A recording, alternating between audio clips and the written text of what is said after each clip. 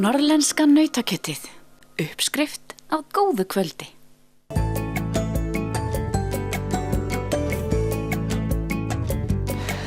Komið sæl og velkomin í Norðan. Við heilsum ykkur hérna frá Hofsósi. Við ætlum í þættinum að líta inn í kirkjuna sem núna stútfull af fólki í jóga. Jóga formt hindúa æfingakerfi sem talið bæta tenginguna milli huga og líkama og má finna heimildir jóga í Rig-veda handritum, ljóð sett saman af andlegum leiðtogum þess tíma sem snerust sameiningu mannsandans við hið guðdómlega. En það nokkur staður betri en kirkjur til að ná slíkri sameiningu? Kirkjur alltaf bara æðislegur staður fyrir tónleika og stundum erfiðari viðburði og eins bara, létta viðburði eins og jóga. Ég myndi alveg styðja það og ég held að flesti séu kannski þar líka. Ég hef farið í tíma á Króknum með prestinum og öðrum jógakennarum þar. Það reyndist bara mjög vel og ég held að það sé bara náttúrulega nýtt fyrirbæri sem á bara eftir að vaxa og dafna. Ég var bara fenginn í það að kenna hérna jóga á þessari bæjarhátíð í Hofsós. Og við fórum bara að velta upp fyrir okkur stöðum að kannski verið rigning og við fórum bara að hugsa hvað staði og ég stakk upp að það bara í kirkjunni og henni lést bara mjög vel á nauði og þannig við ákveðum bara rigning eða ekki nógu gott veður, þá bara færi okkur inn í kirkjuna. Það var auglýst, við kirkjuna. Það var alveg auglýst í morgun að það yrði inn í kirkjuna, það var bara æðislegt. Hvernig tók fólkið í sem var að koma út í jóga? Bara mjög vel held ég. Þetta náttúrulega bara nýtt fyrir okkur öll held ég og mér líka. En það alltaf gaman að pröfa eitthvað nýtt. Hvernig upplifðirðu tímann? Var hann eitthvað öðruvísi heldur en aðrir jógatímar sem þú ert í? Já, klárlega. Ég kenni meira hart jóga sem svolítið bara keyra í gegn, hiti, oft mikið tónlist svona. En ég var með lágstemmdari tónlist, ég valdi rólegri lög af því ég vissi þetta inn í kirkjunni og það var meiri kyrrð yfir, klárlega. Það náttúrulega bara að hjálpa rosalega vel.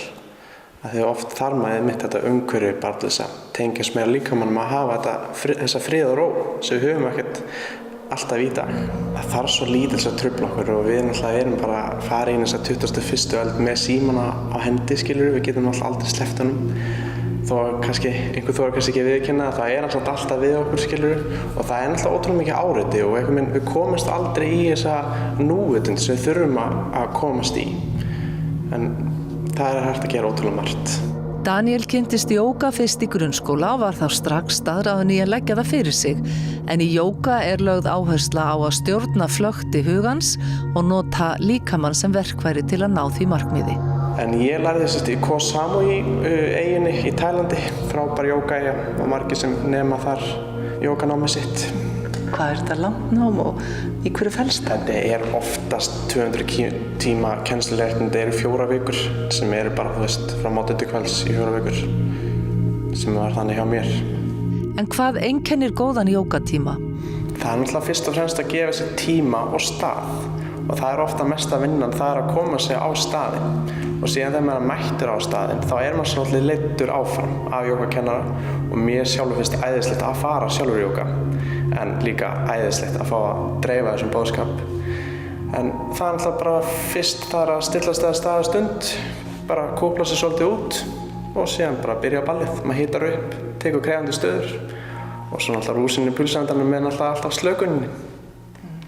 Hvernig endið þið jógatíma? Við endum jógatíma á slökun og namaste.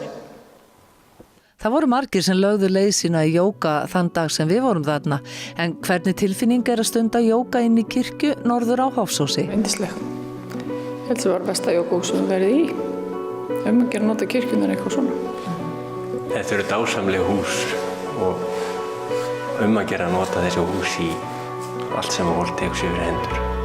Alveg saman hvað það hvort sem það tónlist eða bænahald eða svona jógatímar yndislegir. En hvað jóga að gefa? Það bara að gefa góða tilfinningu. Þetta allir ætti að prófa jóga. Ertu búin að stunda það lengi? Já, kannski svona 3 ár. Og hvað var til þess að byrja þar? Dóttir mín fór að læra jóga. Og smitaði mömmu? Já, smitaði alla fjölskylduna. Fyrir þá sem ekkert vita, munur á jóga? Eru til margar gerðir? Já, ég það nokkrar útgáfur af jóga. Og mismunandi hvað fólk leitist eftir, sko. Ég leitist bara eftir að láta mig líða vel. Sama hvernig jóga það sko. Þú tekur bara allar gerðir? Já, bara það sem er í boði. Það sem ég er stödd hverju sinni, sko. En nú átti þetta að vera úti jóga og breytist svo inn í kirkjujóga. Kom það þér óvart? Nei, ég átti von á því þegar ég vaknaði í morgun og áttaði mig á því að það var rigning. Ég vonaði það eiginlega, má segja, að þetta yrði hérna inni. Og mér langaði til að prófa þetta. Það var gaman. Erum við feimin við að fara með aðra viðburði heldur en svona hefðbundna inn í kirkjur? Já, sko, kirkjan er hús sem að tilheyrir einhverjum, eins og flestunar hús og þau eru kannski ekkert alltaf opin almenningi til þess að nota þau í svona viðburði. Þannig að það voða misjafnt bara eftir hver hefur umsjón með mannvirkinu eða byggingunni, sko. En ég held að það væri mjög fínt ef að þessi húsi verða notuð meira, almenningur á þetta, jú. Þannig að það er að gera. Fannstu fyrir einhverju sérstöku þegar þú varst hérna inn í jóganum? Sko, jóga snýst í mínum huga alltaf að reyna að ná tengingu við líkamann einhvern veginn, sko. Og eftir því sem að maður nær betri slökun og betri einbeitingu og er í betra svona ró og næði, þeim betur gengur það yfirleitt. Og svo er ekkert síðra að gera þetta svona á morgnana áður en að maður byrjar á nokkru öðru. Áður en maður er búinn að, ef maður er laus við þennan eril dagsins, má segja, ef maður fer svona snemma af stað. Og Hofsós er kjörinn staður til þess að ná slökun og tengingu við sjálfan sig. Það er ekki þessi asi eða erill eða svoleiðis í kringum fólk. Hér er bara fólk rólegt og alveg til vel, brosir og hefur gaman og fyrir sund. Og þetta er svona, já, svoleiðis staður.